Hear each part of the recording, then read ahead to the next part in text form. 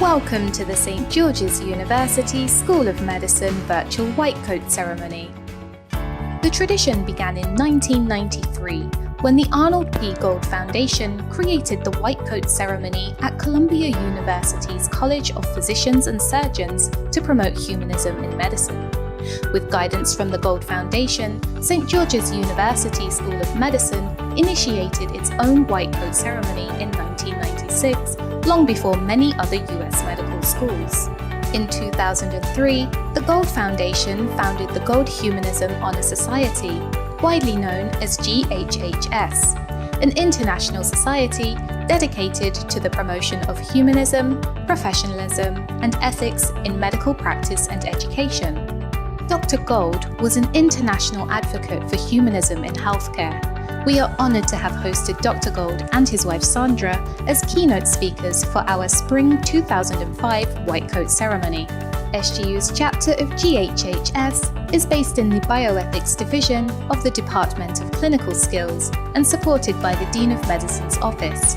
Our chapter established the Humanitarian Student Organization, HSO, in 2009, through which basic sciences students promote humanism across the SGU and Grenadian communities. Chapter members are nominated by their peers and inducted during their clinical training when they participate in an ongoing chapter project.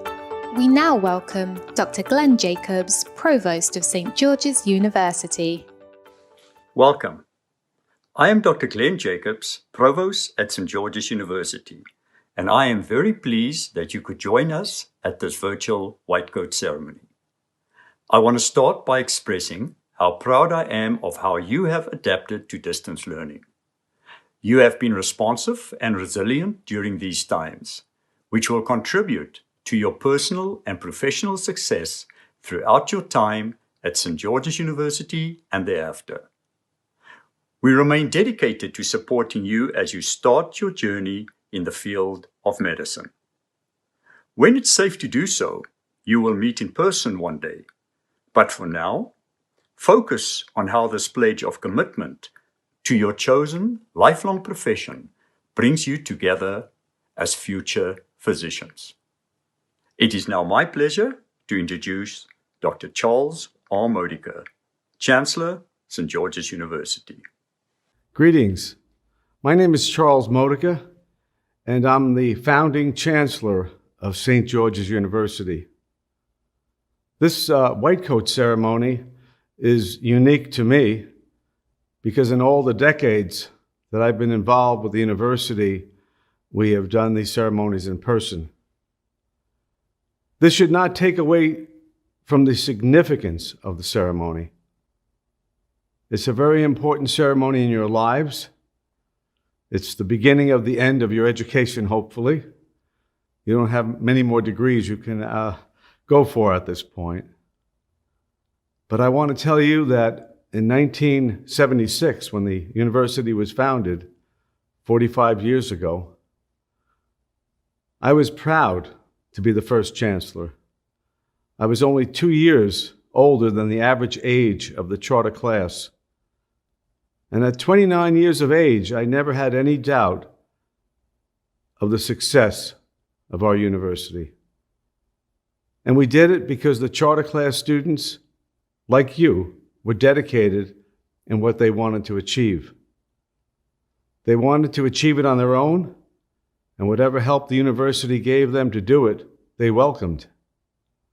But they had to have that fire in them, and I believe you still do. It'll be difficult for you in the world of a pandemic to start, to be online, to do it in a different way. But I can tell you the facilities the university has now, which are quite extensive, very few of them were there for the charter class. So in many ways, they did it on their own. They had the faculty there in person. They worked with each other, and you'll be able to do that online as well. And they had all the tools that they needed, as you do. It's significant that the only two remaining people associated with that university 45 years ago that are still here to greet you would be myself and Dr. Dean Rao. And Dean Rao has been a very good friend of the university and my own friend, certainly for years now. And he's gone a long way to see the successes of all of the students that started at St. George's. He regularly communicates with them. We've had the sons and daughters of a lot of our earlier graduates go through the school now. And we realize that the significance of St. George's is the fact that you're able to do it with one another, with a dedicated faculty and administration that cares about you and your success. And I'm so proud that at the ceremonies that we've had since the charter class, that we've always had this inspiration with the students in the classes coming in, knowing that you can and will succeed. You know, in the world of medicine, especially here in the United States, St. George's University has achieved a significant milestone in the past decade. We are the largest single provider of physicians to the United States of any school in the world. We're proud of that. And it means a lot to me to know that the country of Grenada has assisted in the education of all of those individuals. And being number one in terms of being a provider is important, but the quality of our graduates is second to none. And at many white coat ceremonies previously, we've had speakers from all over the world. And I can't help but think of one now during the pandemic, a name you'll know, and that was Dr. Fauci. He was one of our earlier white coat speakers, and to have him at our School of Medicine a few decades ago meant a lot to us at the time. And now when we've gone through this together and we realize the significance he has in the world of medicine, we're so proud to know that people like that have been associated with St. George's. And we're proud of you for being part of the next generation. I'd like to introduce now our newly appointed Dean of the School of Medicine, Dr. Marios Lucas. Welcome and congratulations for your acceptance at St. George's University. I'm Dr. Marios Lucas, and I'm the Dean of School of Medicine. The faculty and I in Grenada, we are looking forward for your arrival to the island in the coming terms. Let's reflect on a few of the principles of the oath you will affirm upon graduation from this institution, but also the professionalism commitment during your white coat ceremony. At the heart of the oath and professionalism commitment is a resolve to treat the sick to the best of your ability, to preserve patient privacy, and to safeguard life. It is also calls to mind the responsibility to share your wisdom with others. Recognize that in entering the field of medicine, you join a community where the team is of utmost importance to success as compared to individual effort. To this end, you must strive for excellence in your pursuit of knowledge. As you don this white physician coat, you pledge an oath of professionalism and service. While these values are under attack, they're a necessary requirement in medical practice. Professionalism is a commitment to integrity, altruism, competence, and ethics in the service of others. A physician must constantly balance the needs of his patients and society against the available resources and his own interests. We must endeavor to honor the sacred trust and privilege that society places in medical professionals, cognizant that the standard is an ideal that we must continuously aim to achieve. I welcome you to the noble profession of medicine. It is now my pleasure to introduce Dr. Richard Olds, a good friend and our keynote speaker.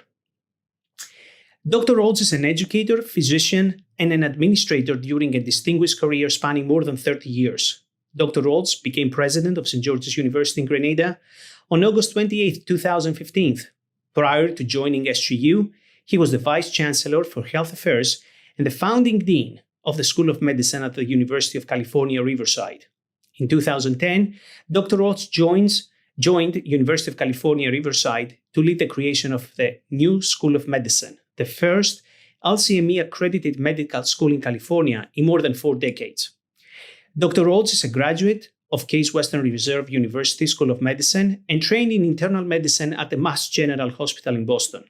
He was an infectious disease fellow and one of the nation's first geographic medicine fellows at University Hospitals of Cleveland, where he also served as medical chief resident and faculty member. He served as a full professor of medicine, pediatrics, molecular cell and developmental biology at Brown University. He was professor and chairman of medicine at the Metro Health campus of Case Western Reserve University. His role at the University of California, Riverside was preceded by a decade-long stint as professor and chair of medicine at Medical College of Wisconsin. In addition to his academic background, Dr. Olds is a tropical disease specialist with extensive experience working in Asia and Africa. He has over 100 peer-reviewed articles and book chapters primarily on international health topics. He currently serves on World Health Organization expert panel and was chairman of the board of a large Gates Foundation project to deworm children in sub-Saharan Africa. Please join me in welcoming Dr. Richard Olds. Welcome. I'm Dr. Richard Olds, president of St. George's University, and it's my pleasure to be your keynote speaker for the White Coat ceremony today. I'm talking to you from northern Vermont, and I think all of you are probably scattered all over the world, and I look forward to the opportunity when we can all get together. In addition to being president of St. George's, I also teach in both the medical school and the veterinary school. And for over 40 years, I've trained young physicians like yourselves to be better physicians. Well, let me start with some bad news. When you put on that white coat today, you're not going to know one bit more of medicine, and you're not going to know any more basic science or anything more about how to cure patients of disease. But when you put on that white coat, you do assume the responsibility to being a thoughtful and caring physician. You must take on the mantle of professionalism associated with our profession, even if you don't know anything more than you do today. When you think about it, society imparts tremendous opportunities and privileges to those of us in the medical profession. We are allowed to examine the bodies of our patients. They tell us the most intimate details about things that they don't share with anyone else. And we are often with them in some of their most vulnerable and difficult times in their lives.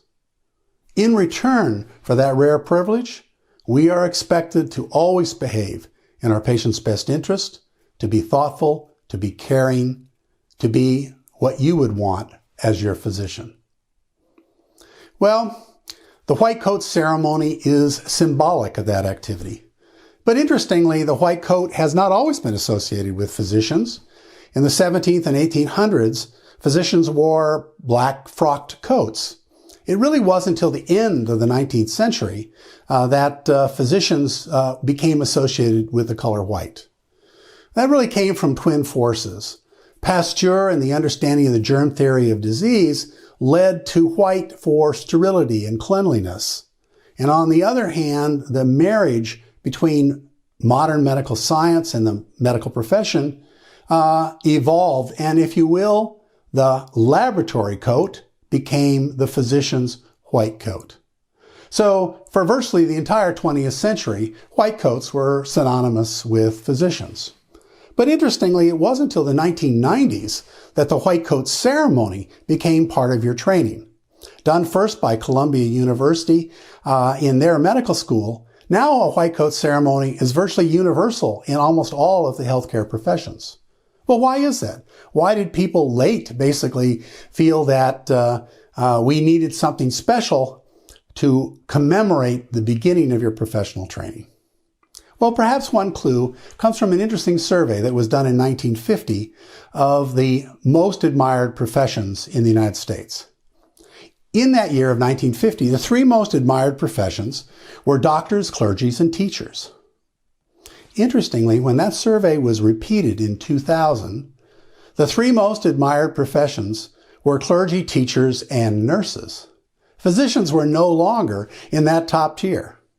Now, I'll grant you, we didn't fall all the way to the lawyers and used car salesmen, but we fell substantially in that list. The American public in this case no longer held us in the same esteem as we had enjoyed 50 years before. And there was concern that that was driven not by our lack of medical knowledge, which was considerably greater in 2000 than 1950, but by a deterioration in our professional behavior and our caring and thoughtfulness in the interaction with our patients. Thus, the white coat ceremony to reinforce at the very beginning of your medical training the importance of that aspect of professionalism. Now, interestingly, we have an opportunity through this terrible pandemic of COVID to reestablish what's important in physicians. And that's really driven by two aspects of the COVID pandemic. The first is personal risk. Especially before physicians were able to be vaccinated, all healthcare workers ended up working long hours in conditions that put them at risk to acquire COVID. And yes, some nurses and physicians died as a result of that commitment. The second was an unfortunate aspect of the transmission of this disease. In order to protect family and loved ones from acquiring the disease themselves, patients were often left completely isolated, often in environments like intensive care units, where the only contact with humans basically were the doctors and nurses that cared for those patients. And increasingly, we took on that responsibility, not just to care for them, but to talk to them, to hold their hand, to be, if you will, surrogate loved ones. And because of that, that was a new opportunity for all healthcare professionals to be appreciated by greater society. Now, there's only a few times in our past history where similar circumstances have occurred. Probably the first was during the Dark Ages, during the bubonic plague, where physicians and other healthcare professionals risked getting plague themselves in order to care for the dead and dying.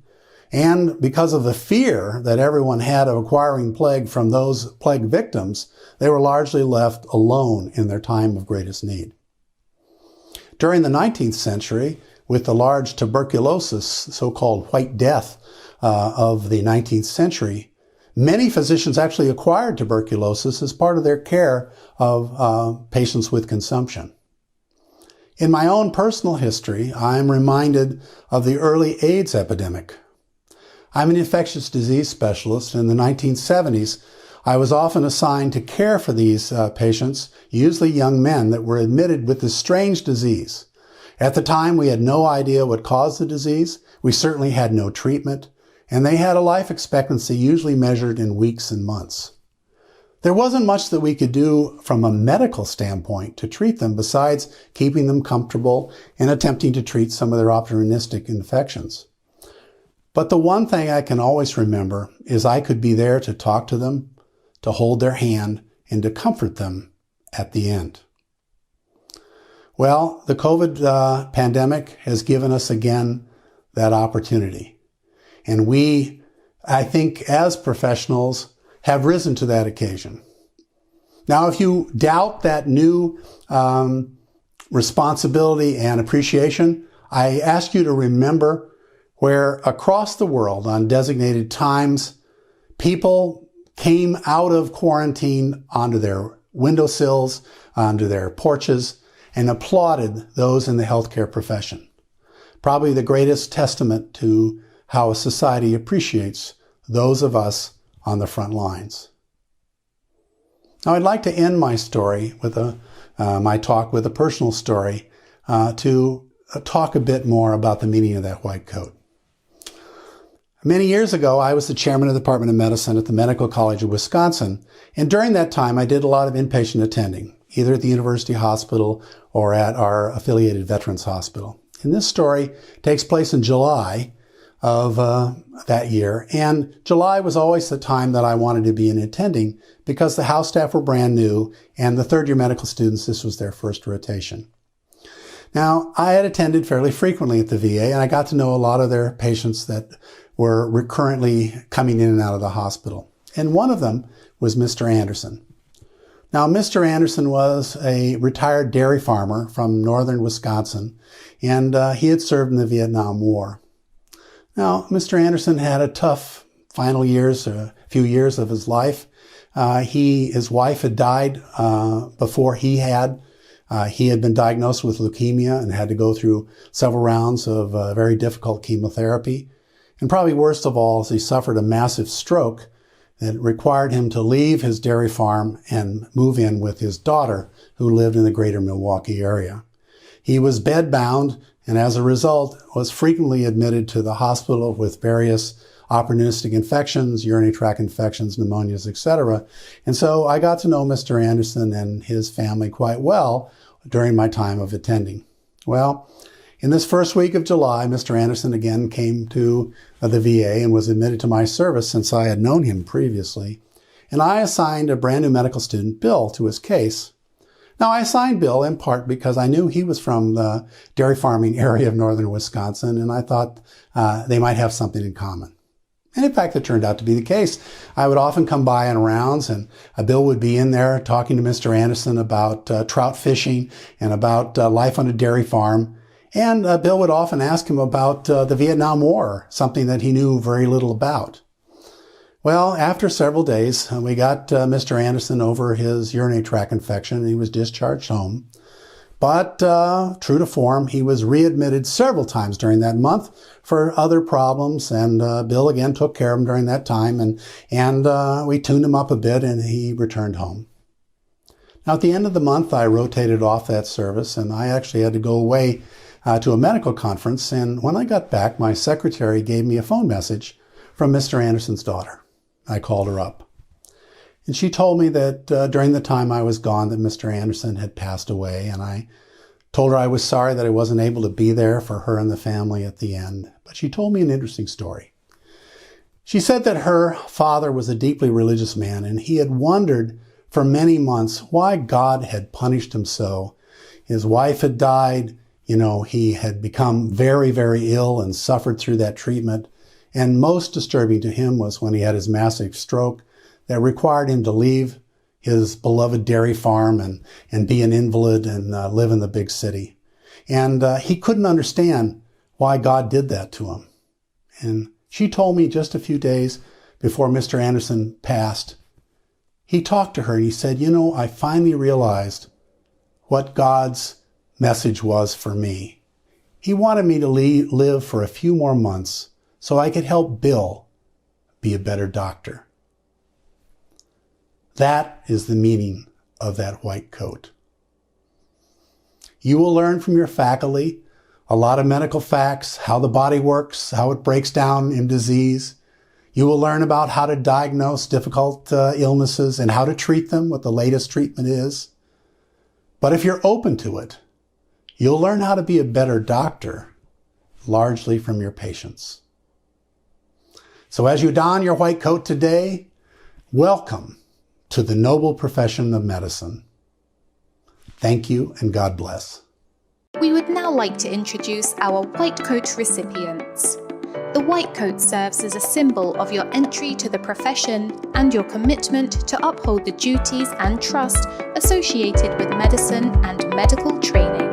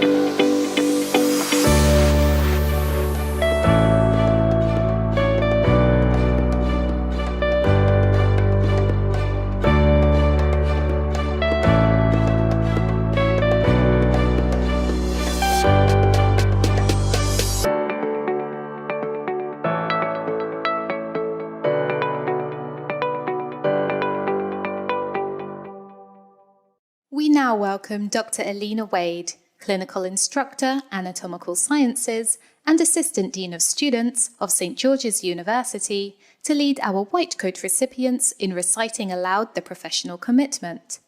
This commitment was written by a student task force in 1995 and has been recited at each of our School of Medicine White Coat ceremonies. Hello, I'm Dr. Alina Wade, and I'll be leading you through your professional commitment, so please read along with me. I welcome any physicians viewing to join in. Today is the beginning of my medical education and training as a physician. I acknowledge my responsibility to continue the pursuit of knowledge and understanding until that day when I will cease to be a practicing physician. I am entering training for a noble profession in which my interest must always be subservient to those who may seek my assistance. I must be ever conscious of the value of my fellow health professionals and treat them with respect at all times. My classmates at St. George's University are now my colleagues, and I owe to them the same support and encouragement to achieve their goals as I hope to receive from them. I will work alongside my colleagues and professors with tolerance, compassion, and honesty. I acknowledge my obligation to adhere to the University Honor Code and to conduct myself with integrity and in an ethical manner at all times henceforth. I shall do all within my power to show in myself an example of all that is honorable and good throughout my medical career. It is a privilege to have been given the opportunity to become a physician. May I be ever conscious of that privilege and never abuse it. Congratulations to each of you, and I look forward to meeting you in the upcoming terms. Thank you for allowing me to participate. As we draw to a close, we would like to thank the Arnold P. Gold Foundation for the Humanism in Medicine pins placed on each student's white coat.